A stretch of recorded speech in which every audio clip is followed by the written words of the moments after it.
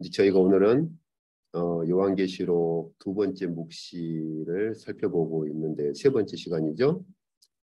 오늘 조금 더 구체적으로 다니엘서에서 말하는 그 마지막 때와 요한계시록에서 말하는 마지막 때 이 두 부분을 한번 좀 살펴보도록 이렇게 하시죠. 저희가 그 앞 시간에 이미 살펴본 것처럼 다니엘서는 두 부분으로 이루어져 있다고 했었잖아요. 그래서 다니엘서를 보실 때는 이 두 부분을 좀 구분을 하셔야 돼요. 1장부터 지금 이거 제가 앞 시간 것을 그대로 카피해서 붙이다 보니까 또 수정이 안 됐네요. 1장부터 6장입니다. 6장. 1장부터 6장까지 한 부분이고 7장부터 12장까지예요. 그 파워포인트에 있는 슬라이드를 제가 카피해서 그대로 붙였더니 수정 안 된 걸로 좀 그대로 되어 있네요. 1장부터 6장이 한 부분이고 7장부터 12장까지가 두 번째 부분 이렇게 되어 있어요. 그래서 1장부터 6장에서는 어디에 초점을 맞추느냐면 네 제국. 그러니까 이 구분은요. 이제 그 묵시를 중심으로 구분한 거예요. 묵시. 그래서 1장부터 6장까지에서는 하나님께서 그 이제 느부갓네살 왕에게 사실은 그 주시는 거죠. 다니엘에게 직접 주시는 건 아니에요.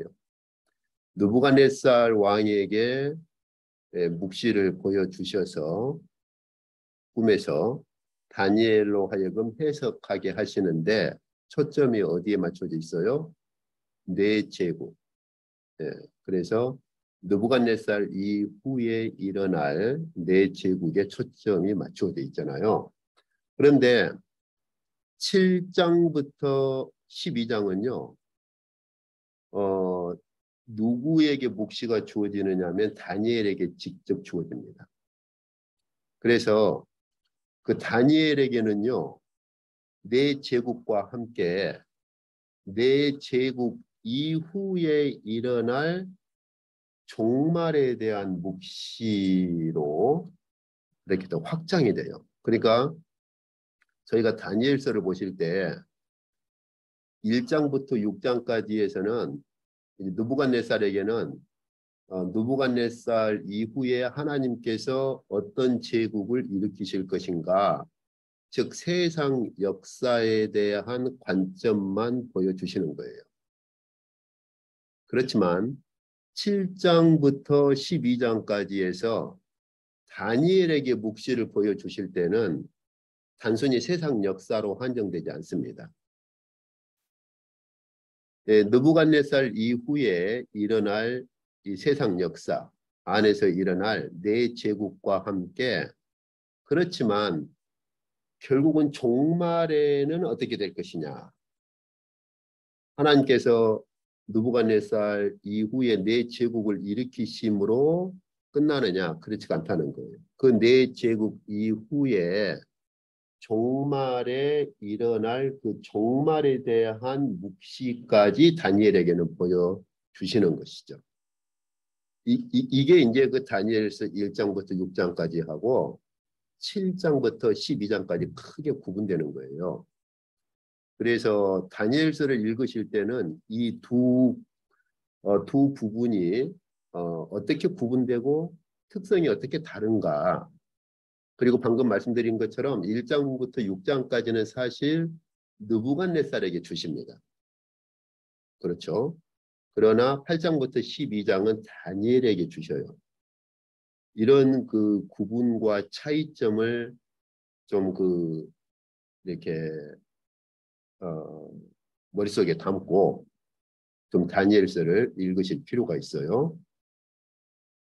자, 그래서 이 7장부터 12장까지 보시면은 저희가 이거 앞 시간에 잠깐 보았잖아요.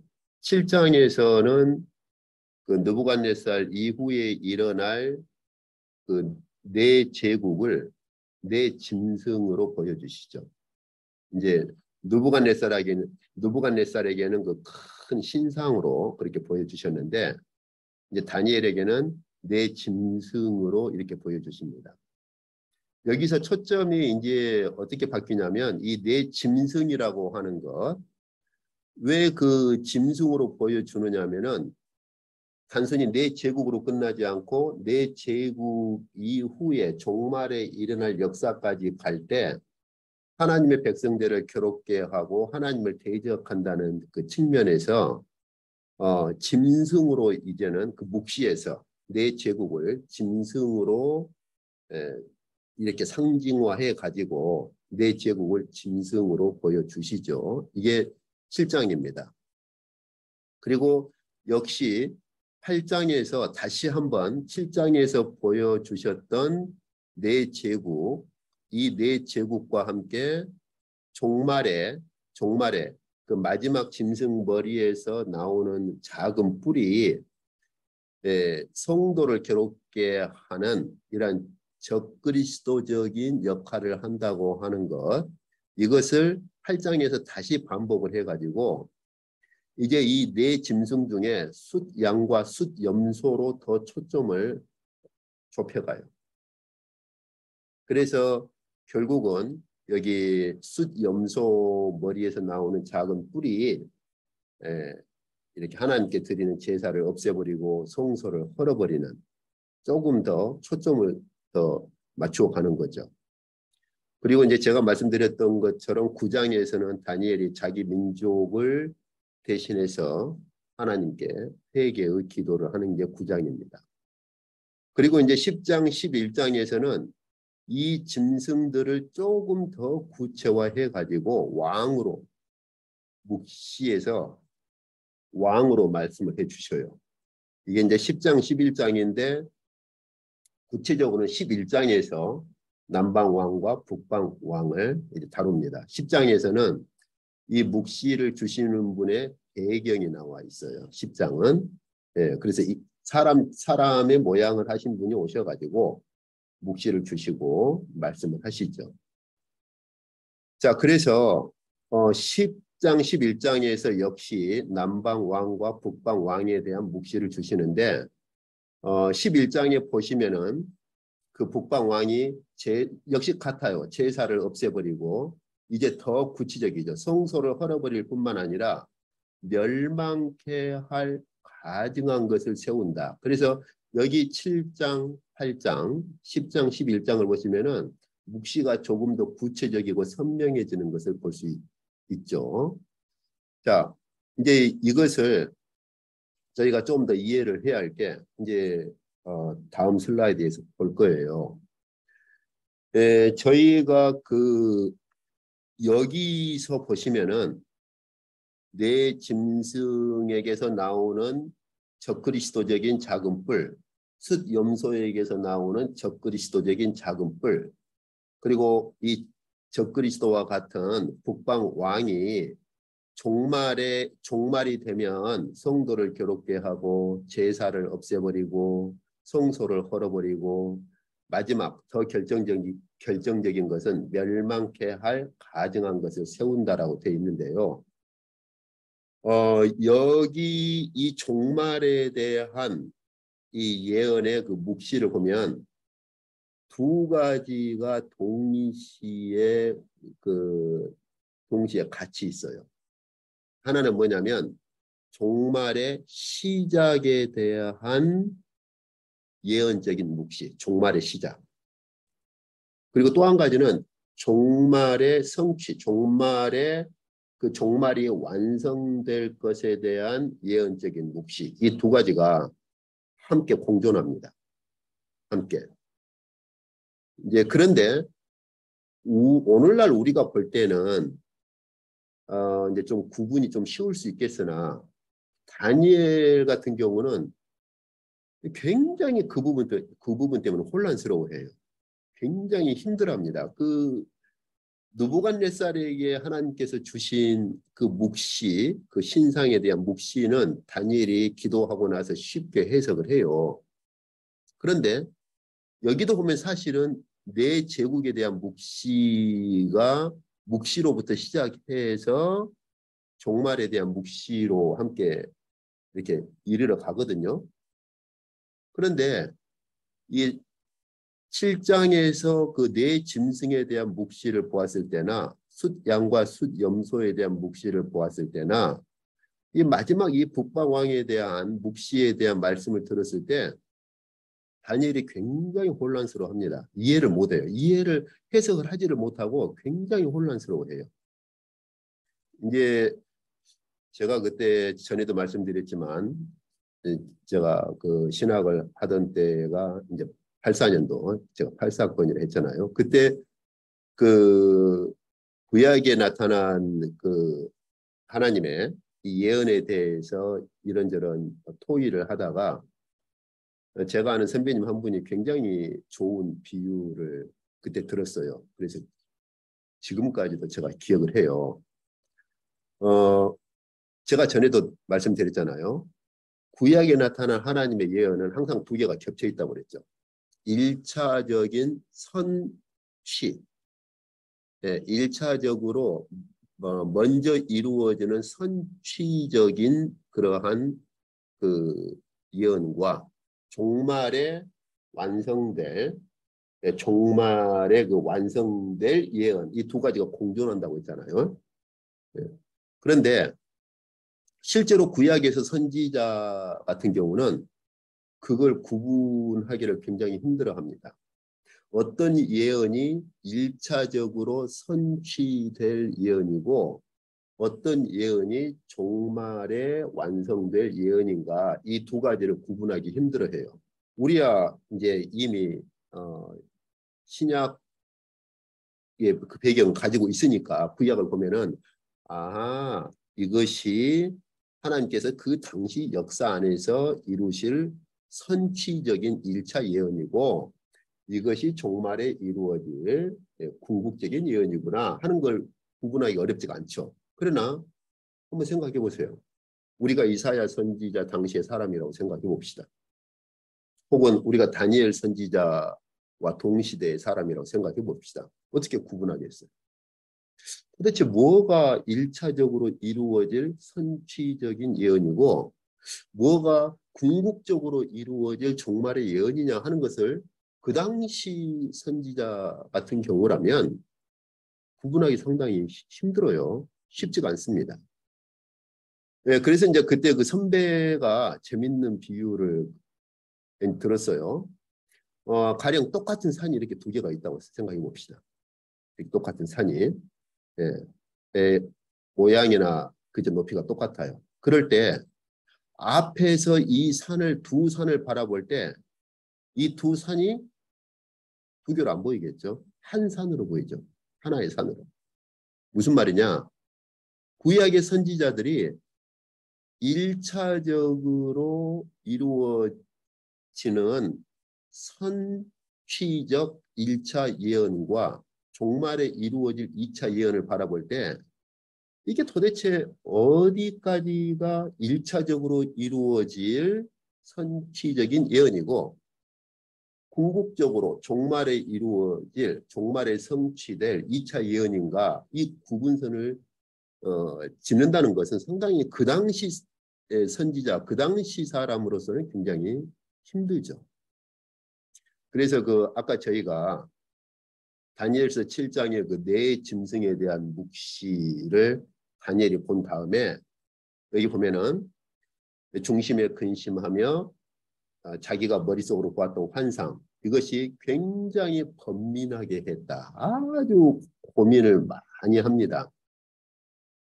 그리고 8장에서 다시 한번 그 숫양과 숫염소에 대한 묵시를 보았을 때에도 나 다니엘이 이 환상이라고 하는 건 저희가 지금까지 본 것처럼 묵시를 말하죠. 이 묵시 환상을 보고 난 다음에 그 뜻을 알고자 할 때에 굉장히 그 고민을 해요. 도대체 이 묵시 환상의 뜻이 무엇일까? 이렇게.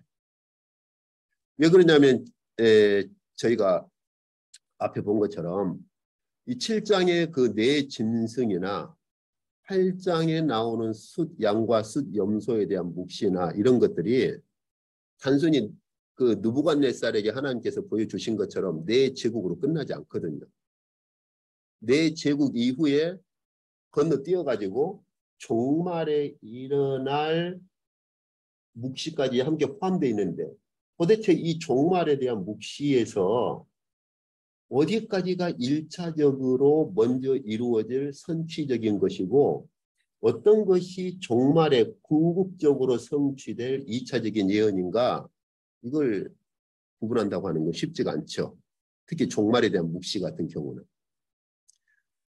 그리고 그 10장, 11장 그 묵시 그 주님께로부터 그 묵시에 대한 말씀을 들은 후로도 마지막 12장에서 다니엘이 묻습니다. 내가 듣고도 깨닫지 못한지라 주여 이 모든 일의 마지막이 어떻게 이루어지는 것입니까? 결국은 주님께서 지금 이런 묵시들을 보여주시고 말씀을 해주셨는데 도대체 이 묵시의 종말 마지막이 어떻게 이제 되는 것입니까? 이렇게 물어요. 그러니까 그때 어떤 말씀을 하셔요? 설명을 해주지 않고 이 말은 마지막 때까지 인쳐버려라. 봉함해라. 왜냐하면 때가 아직 이르지 않았다는 거예요. 그 종말에 이것을 계시할 때가 이르지 않았다는 거예요. 그러니까 인쳐버려라. 그렇게 말씀을 하시는 거죠. 자, 이제 이런 그 특성을 저희가 염두에 두고 다음을 한번 좀 보시죠. 자, 다시 한번 저희가 그 다니엘서 부분 한번 좀 봅시다.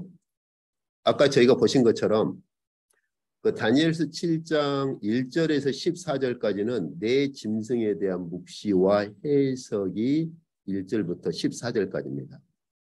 그런데 여기 1절부터 14절까지 내 짐승에 대한 묵시와 해석을 주시면서 그 마지막 7장 25절을 보시면은 이 네 번째 짐승의 머리에서 나타날 그 작은 뿔, 아주 뿔이라고 하는 것은 하나의 어떤 권력, 세력, 힘을 말하는 거죠.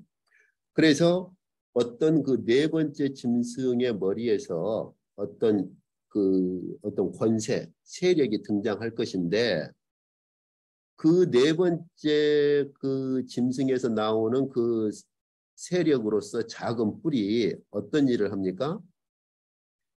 지극히 높으신 하나님을 대적할 뿐만 아니라 성도를 괴롭게 할 것이다. 이게 1차적인 거예요. 이게.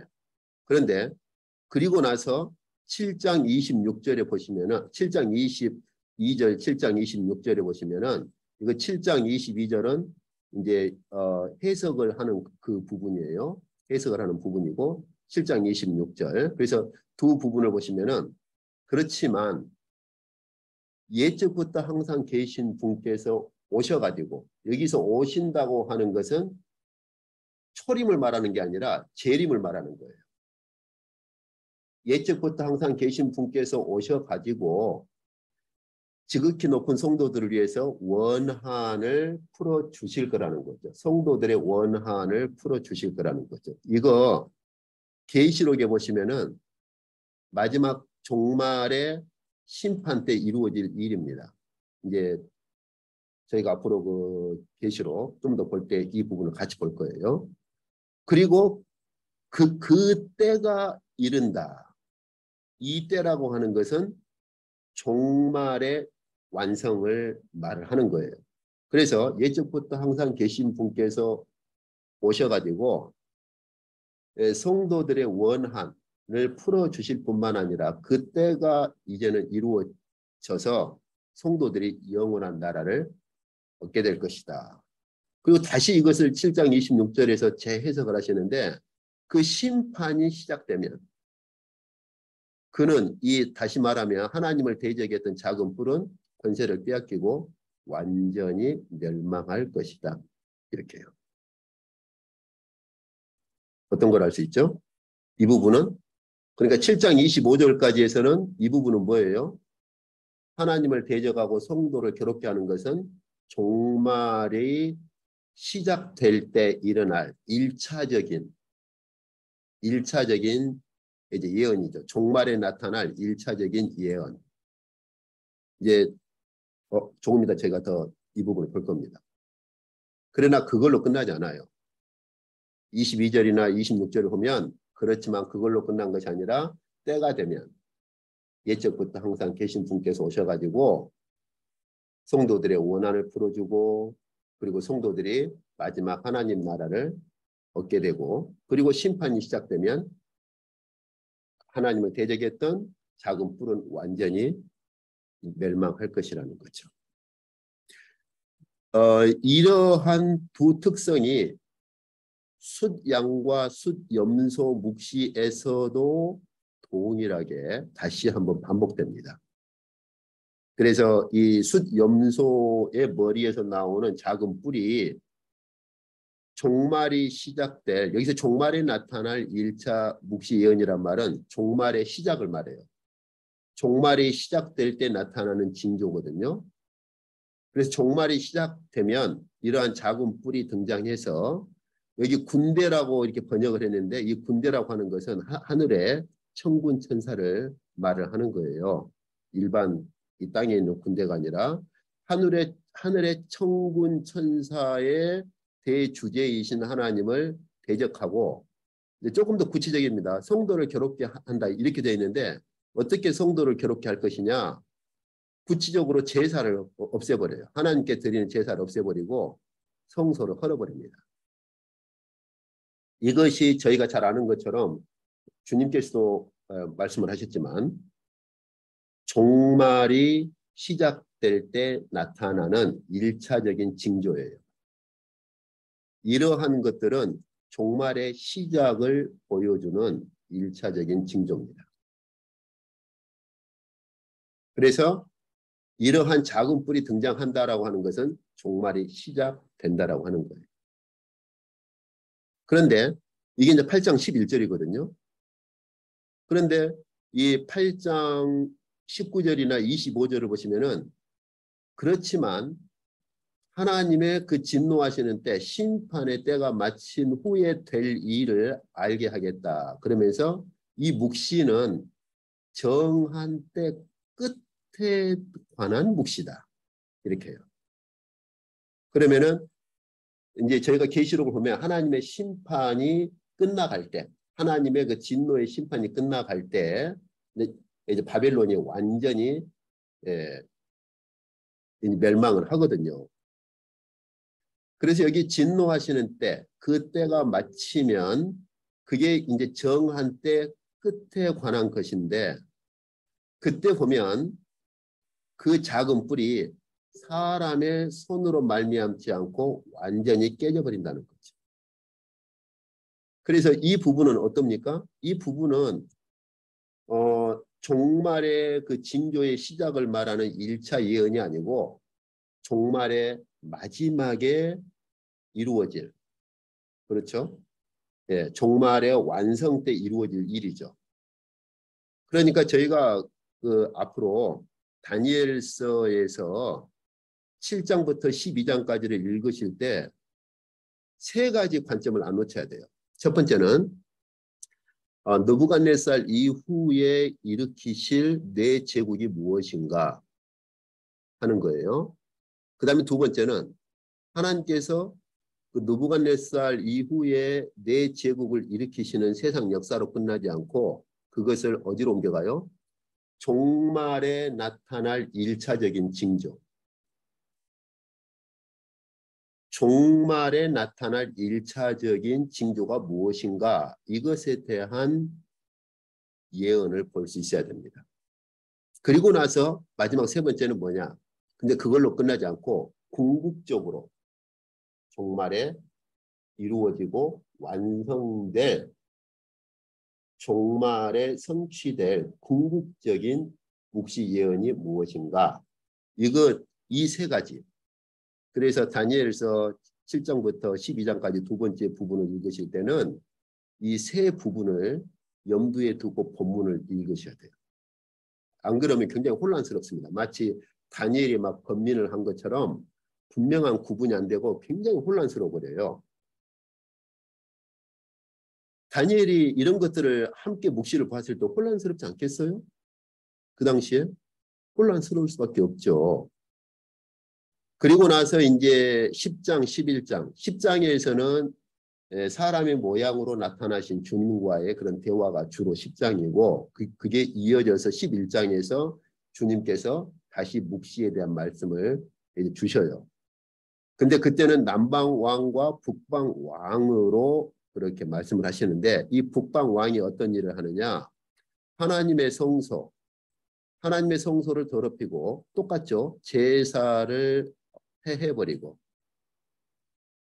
그 다음에요. 마지막 더 결정적인 거. 그러니까 처음에는 성도를 괴롭게 한다고 이렇게 묵시 예언을 그렇게 주셨는데 두 번째는 구체적으로 제사를 없애버리고 성소를 헐어버리고 세 번째요. 성소를 더럽히고 제사를 없애버리고 마지막 하나가 더 추가되죠. 멸망케 하는 가증한 것을 세울 것이다. 이렇게 점점 구체적이고 확대되고 있는 걸 볼 수 있죠. 그렇지만 11장 45절에 보면은 결국은 이렇게 성소를 헐어버리고 제사를 폐하고 멸망케 하는 가증한 것을 세웠던 그 북방 왕의 종말이 결국은 올 것이다.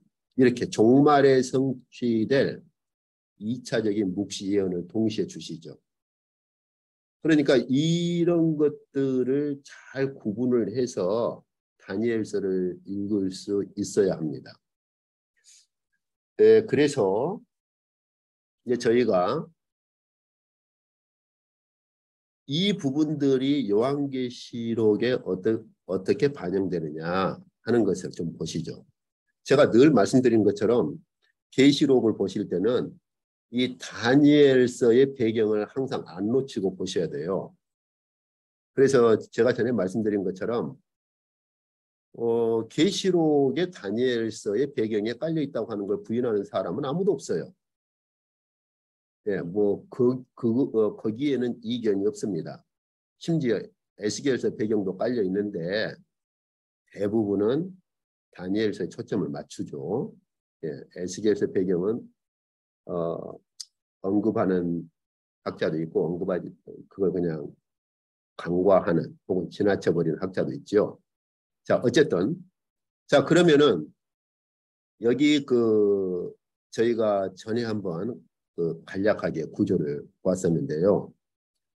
그 종말의 시작이 어떤 걸로 시작됩니까? 7 나팔로 시작됩니다. 그래서 그 7 나팔은 어떻게 시작되느냐? 7번째 인을 뗐을 때 등장하는 게 7 나팔이에요.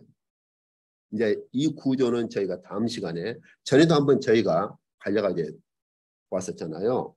다음 시간에 조금 더 본문을 구체적으로 가지고 와서 다음 시간에 이 부분을 좀 보시죠. 그래서 여기 7번째 인을 떼니까 7 나팔이 등장하면서 어떤 음성이 들려와요? 여기 보면 진노의 큰 날이 시작됐다. 이르렀다 그 말은 시작되었다 하는 거예요. 그러니까 인은 하나님의 심판이 아니죠. 7번째 인을 떼가지고 7 나팔이 등장할 때부터 하나님의 심판의 날이 시작된 거예요. 그렇죠? 예. 그래서 여기 1차적인 묵시 예언이 있잖아요. 성도를 괴롭게 하고 성소를 헐어버리고 멸망케 하는 가증한 것을 세우는 것은 이것은 1차적인 묵시 예언은 인을 때릴 때 등장합니다. 인을 때릴 때 등장하는 거예요. 이제 제가 말씀드렸죠. 다음 시간에 조금 더 구체적으로 본다고. 그것은 나팔 이전에 인을 뗄 때 등장합니다. 그래서 종말의 징조예요. 그게. 종말의 그러니까 종말의 그 징조로서 이건 등장을 하고 이제 진노의 큰 날은 나팔부터 시작을 하는 거예요. 예, 그래서 여기 보면은 주님께서 이 부분, 여기 다니엘서 배경을 인용하실 때 하신 말씀이 무엇이냐면은, 다니엘서 이 말씀을 인용하실 때 그 마태복음 24장 저희가 잘 알고 있잖아요. 종말의 징조에 대해서 말씀하시는 게 마태복음 24장이죠. 제자들이 묻잖아요. 종말에 어떤 징조가 있습니까? 그럴 때 주께서 다니엘이 말한 걸 기억해라. 그러면서 다니엘이 어떤 말씀을 인용하죠? 여기 마지막 북방 왕이 행하는 것. 이런저런 몇 가지 중에서도 어디에 초점을 맞추느냐? 여기 주님께서 다니엘에게 말씀하셨던 멸망케 하는 가정한 것. 이것이 세워지면 이것이 곧 종말이 시작된다는 징조다. 이렇게 해요. 징조다. 예. 그러니까 이거 종말의 그 징조가 되는 거죠. 바울도 그 데살로니가 교회에 불법의 사람이라고 하는 게 이 배경을 가지고 있는 거예요. 불법을 행하는 사람. 근데 여기서 바울이 말하는 불법은 단순히 법을 안 지키는 그런 것이 아니고 하나님 앞에서 행하는 불법, 이 불법의 사람이라는 이 말도 이 다니엘서 배경을 가지고 있는 거예요. 바울이 말하는 이 불법의 사람 혹은 멸망의 아들, 이 결국은 멸망할 것이요 하는 이 이제 멸망의 아들, 이 불법의 사람이란 멸망의 아들을 바울이 이 용어를 쓸 때도 다니엘서 배경을 가지고 쓰고 있는 거예요. 하나님을 대적해서 하나님을 대적하고 성도를 괴롭게 하고 제사를 없애버리고 성소를 더럽히는 이런 불법의 사람. 예, 이런 불법의 사람은 결국 어떤 사람이에요? 결국은 여기 이런 불법의 사람은 곧 멸망의 아들인데 이 불법의 사람, 멸망의 아들이 나타나기 전에는 그 날, 여기서 그날이라고 하는 것은 종말을 말합니다. 왜 그러냐면 이 데살로니가 교회가 종말을 잘못 이해를 했어요. 그래서 데살로니가 교회가 그 당시에 종말이 이른 것으로 알고 어떤 사람은 일도 안 하고 이런 일들이 발생했거든요. 그래서 바울이 그런 거 아니다. 이 다니엘서 배경을 가진 이 불법의 사람, 이 멸망의 아들이 나타나기 전에는 그 종말이 이르는 것이 아니다. 이렇게 말하는 거예요.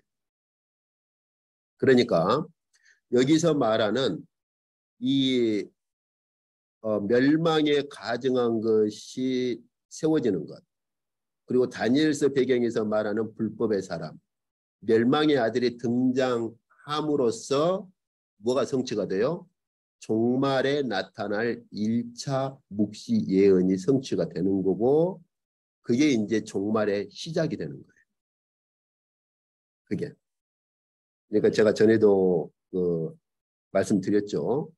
저희가 마태복음 24장에 보면은 멸망에 가증한 것이 서는 이 다니엘서 배경만이 아니라 24장 뒤에 보시면은 우주적인 징조가 함께 동반됩니다. 주님께서 재림하실 그 종말의 징조는 우주에서도 함께 나타나요. 그렇기 때문에 지금 우리가 뭐 전쟁이 있고 뭐 바이러스가 이렇게 번지고 있고, 물론 이게 종말에 나타날 것을 미리 우리가 볼 수 있는 그러한 선취적인 현상이라고 하는 것을 볼 수 있겠으나 이것 자체가 지금 종말이 임했다라고 말할 수는 없는 거죠. 그러나 우리가 또 이것을 너무 가볍게 봐서는 안 되고 종말이 시작될 때 나타나는 그러한 징조를 우리가 지금 선취적으로 미리 볼 수 있는 그러한 것이라는 것 또한 우리가 좀 가지고 있어야 됩니다. 자, 그러면 이제 여기서 보시면 그리고 나면은 종말이 이제 종말의 그 시작의 징조, 진노의 큰 날이 시작되면 이제 종말이 구체적으로 진행이 돼요. 아까 여기서 볼 때는 진노하시는 때가 끝날 때가 종말의 완성이죠. 그러나 아직 이제 시작이죠. 이건 시작이고 종말이 진행될 때 그때 그 세 가지 화가 선언됩니다. 화가 있으리라. 이게 이제 그 계시록 6장이고 계시록 8장이 두 번째 묵시 중에 이제 나팔에 대한 부분이잖아요. 예, 그때 그 세 가지 화는 우리가 전에도 한번 봤어요. 이제 물론 다음에 또 다시 구체적으로 볼 겁니다. 첫 번째 화는 다섯 번째 나팔을 불 때 첫 번째 화가 선언되고요. 여섯 번째 나팔을 불 때 둘째 화가 선언되고요. 일곱 번째 나팔을 불 때 셋째 화가 선언되면서 이 일곱 번째 나팔을 부니까 일곱 대접이 등장해서 세 번째 화, 다시 말하면 세 번째 그 진노의 심판이 일곱 대접을 가지고 완전히 끝납니다. 어쨌든 이 부분은 제가 다음 시간에 조금 더 구체적으로 볼게요. 그래서 일곱 번째 인을 뗐을 때 등장하는 게 뭐냐? 일곱 나팔이에요. 그리고 일곱 번째 나팔을 불었을 때 등장하는 게 뭐냐? 일곱 대접 심판이 마지막 등장을 해서 하나님의 진노의 심판이 완결됩니다. 이게 그 요한계시록에 나타난 두 번째 묵시가 가지고 있는 구조예요. 이 부분은 제가 방금 말씀드린 대로 다음 시간에 계시록에 있는 본문들을 구체적으로 가져와 가지고 한 번 더 자세히 보도록 하겠습니다. 오늘은 일단 이 정도만 보시고요. 이제 그리고 나면은 이 일곱 대접이 끝날 때 그때 이제 일곱 대접과 마지막 바벨론 멸망에 대한 하나님의 그 진노의 심판이 끝나고 완결되죠. 이게 이제 종말의 성취가 되는 겁니다. 하나님의 종말에 일으키실 종말에 대한 심판이 이제 마지막으로 성취가 되죠, 이제. 그래서 여기 본문을 보시면은 하나님의 진노가 이것이라고 하는 게 일곱 대접을 말해요. 그리고 일곱 대접 마지막이 뭐냐? 바벨론 심판이에요. 그래서 여기서 하나님의 진노의 큰 날이 시작되잖아요. 예. 무엇으로 시작됩니까? 일곱 번째 인을 뗐을 때 나타나는 나팔로부터 하나님의 진노의 심판이 시작돼요. 잘 기억하세요. 그러니까 일곱 인은 하나님의 심판 자체가 아니에요. 하나님의 종말의 심판의 시작은 뭘로부터 시작되느냐? 일곱 나팔입니다. 그래서 이 일곱 나팔의 진행이 종말 심판의 진행이 돼요. 특히 다섯째, 여섯째. 그리고 일곱 번째 나팔을 불었을 때 일곱 대접이 등장해가지고 하나님의 진노가 이것으로 여기 이것이라고 하는 건 일곱 대접을 말을 합니다. 일곱 대접 심판으로 이제 하나님의 진노의 심판이 끝난다라고 선언을 하는 거예요. 그리고 이 마지막 일곱 번째 대접이 바로 바벨론 멸망이 일곱 대접입니다. 이게 계시록에 나타나는 묵시의 구조예요. 여기서 저희가 무엇을 볼 수 있죠? 하나님께서 다니엘에게 예언하셨던 1차적인 종말에 나타날 선취적으로 나타날 1차 묵시 예언과 종말에 궁극적으로 성취될 2차 묵시 예언이 계시록에서도 그대로 반영되고 있잖아요. 그렇죠? 예, 그래서 이 멸망하게 하는 가증한 것이 세워지거나 혹은 불법의 사람, 멸망의 아들이 나타나는 건 결국 뭡니까? 종말의 시작이에요. 종말이 시작되었다는 징조예요. 언제 그 종말의 심판이 끝나요? 이쪽 보니까 그러한 이 불법의 사람, 멸망의 아들이 완전히 멸망당하거나 진노하시는 때가 마친 후에 될 일. 여기 보시면 하나님의 심판이 하나님의 진노가 마치는 때 이때 이루어질 일을 알게 하겠다. 이것이 바로 다니엘에게 보여주신 또 한 측면의 묵시죠. 이쪽에 보시면 진노하시는 때가 끝난 후에 될 일, 다시 말하면 하나님의 종말의 심판이 완성될 때 그때 일어날 일을 내가 너한테 알게 해주겠다. 이것은 바로 어떤 측면이에요? 종말에 성취될 2차적인 그러한 묵시 예언을 그렇게 하나님께서 다니엘에게 말씀하신 건데, 이것을 사도 요한에게도 이제 하나님의 진노가 마칠 때, 그때 일어날 일을 이제 7 대접과 바벨론 멸망으로 최종적으로 보여주시는 거예요. 이렇게. 그래서 여기 보면은 북방 왕의 종말이 결국은 온다. 이렇게요.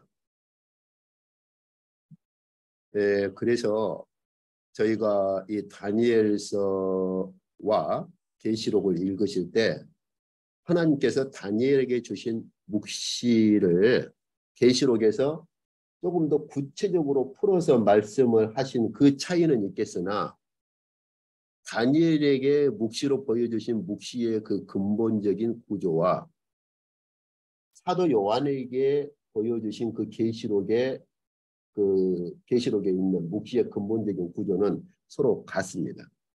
그렇지만 방금 제가 말씀드린 대로 차이가 있다면 다니엘서에서는 선명하지가 않아요. 어디까지가 1차적으로 선취될 예언인지 어느 부분이 종말에 이루어질 그러한 궁극적인 예언인지 만약 계시록이 없으면은 상당히 구분하기가 쉽지가 않아요. 그런데 이제 마지막 때가 되니까 아까 저희가 봤었잖아요. 하나님께서 이제 다니엘에게 너 이거 마지막 때가 아직 안 됐으니까 임봉해라 그랬는데 이제 마지막 때가 되니까 하나님께서 사도 요한에게 더 이 부분의 구조를 더 선명하게 더 구체적으로 사도 요한에게 그 계시록의 묵시에서 아주 구체적이고 자세하게 그리고 확실하고 선명하게 보여주시는 거죠. 저희가 이런 특성들을 좀 이해를 하고서 좀 다니엘서나 계시록을 보실 필요가 있고 이러한 그 배경의 특성들을 좀 염두에 두고 다니엘서나 그 계시록을 읽으셔야 돼요. 그래야 선명해집니다. 그렇지 않으면 굉장히 혼란스러워져요. 자, 그래서 이제 저희가 지금까지 이제 보신 것처럼 마지막 결론에서 어떻게 말씀하십니까? 이제 다니엘에게 마지막 때가 되기 전까지는 이 말을 간수하고 동함해버려라. 인쳐버려라. 이렇게 말씀을 하시죠. 그러죠?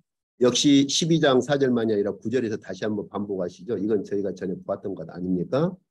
그래서 9절에서도 이제 다니엘아 마지막 때까지 이것을 인쳐버려라. 봉함해라.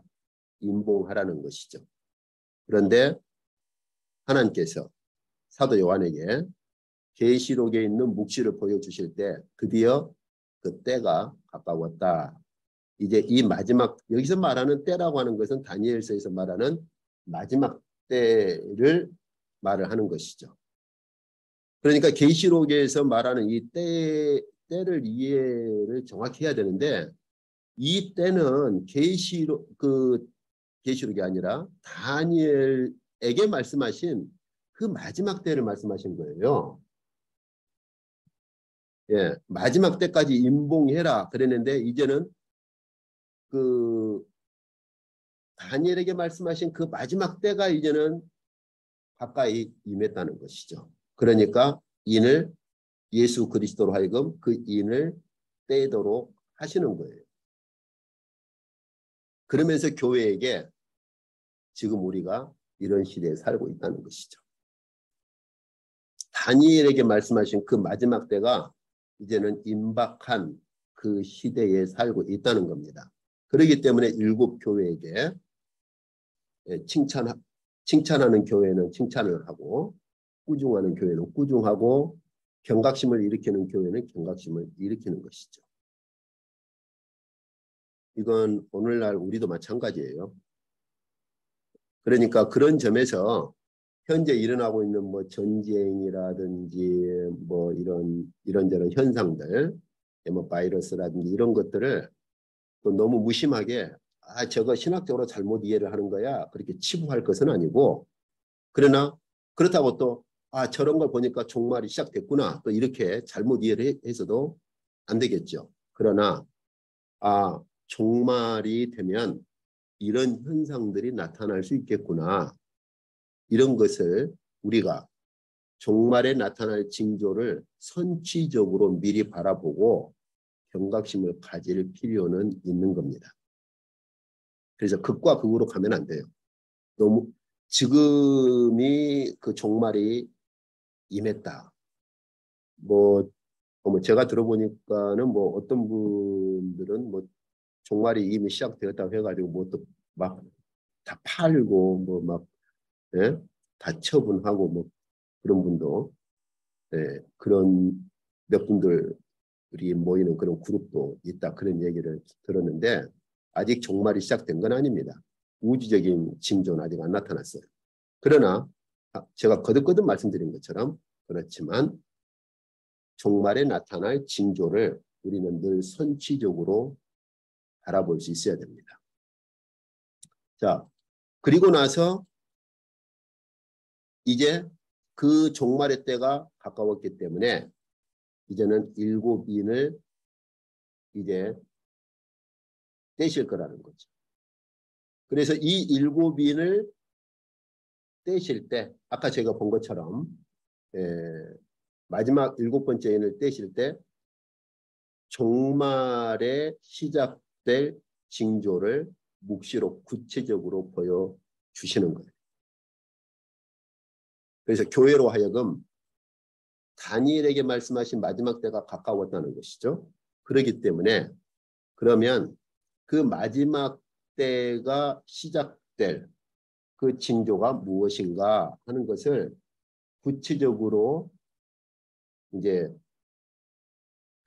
보시면 이제 종말에 나타날 그 징조의 시작이 무엇이고 그 종말의 심판이 어떻게 진행될 것이며 궁극적으로는 어떻게 그 종말의 심판이 완전히 성취될 것이냐 하는 것을 교회에 이제는 미리 보여주시는 것이죠.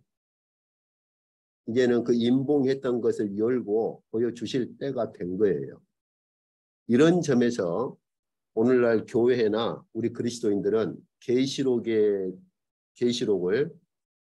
명확하게 이해를 해야 될 필요가 있고 종말을 준비하고 종말을 바라보고 그 종말을 대비할 수 있는 이러한 삶이 요구되는 건데 이런 점에서 계시록은 우리에게 하나님께서 사도 요한에게 묵시로 보여준 이 계시록은 이런 점에서 아주